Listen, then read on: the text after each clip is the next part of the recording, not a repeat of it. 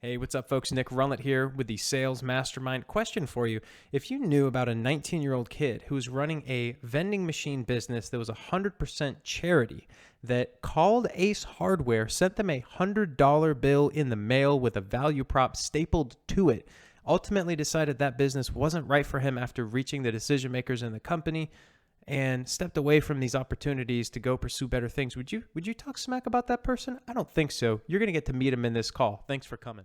Because my main reason for learning sales kind of died. So if you guys remember, I was working on a charity called Generous Vending. Ever since like the Home Depot thing, or not Ace Hardware thing, it never Yeah. worked out. I kind of gave up on it.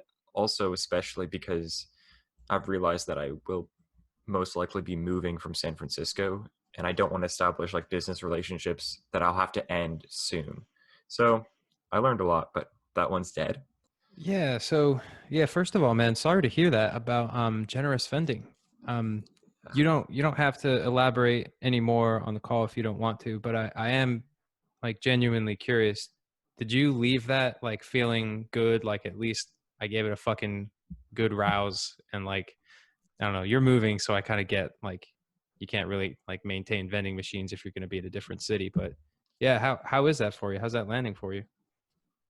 So I really like where I took it. Like I'm not disappointed that I didn't never got it like off the ground.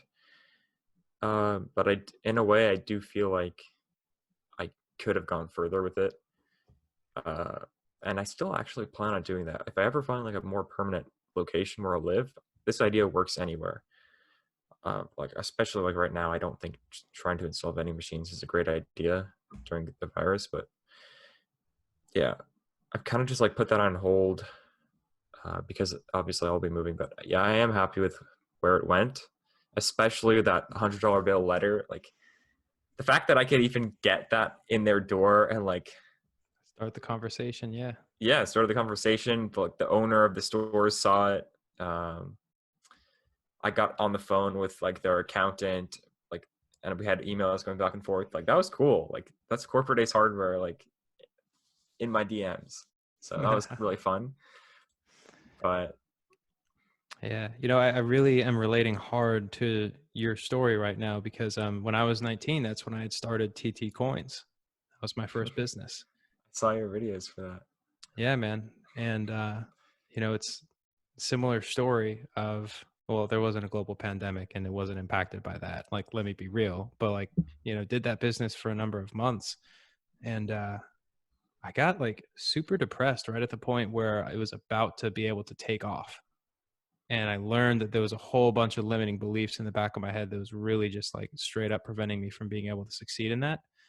Um, so for whatever it's worth, like know that you're not the only young, ambitious person to start a company and to have to stop it.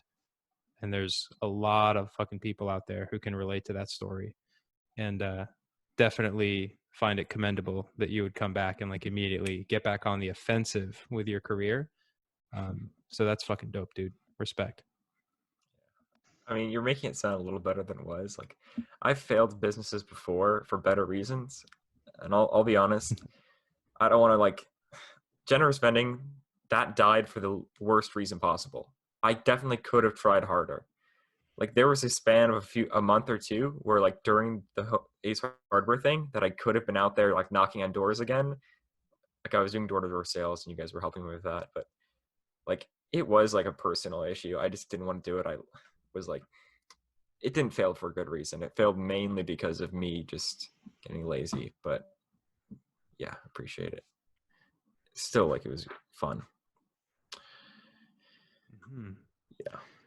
Well, I would give my past self a little bit of grace when I was quote unquote lazy, right? I had shit going on.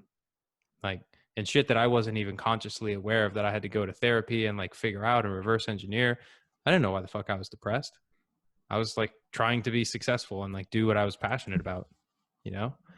So Yeah. when it comes to that, man, easy. Like just like it's all good, brother.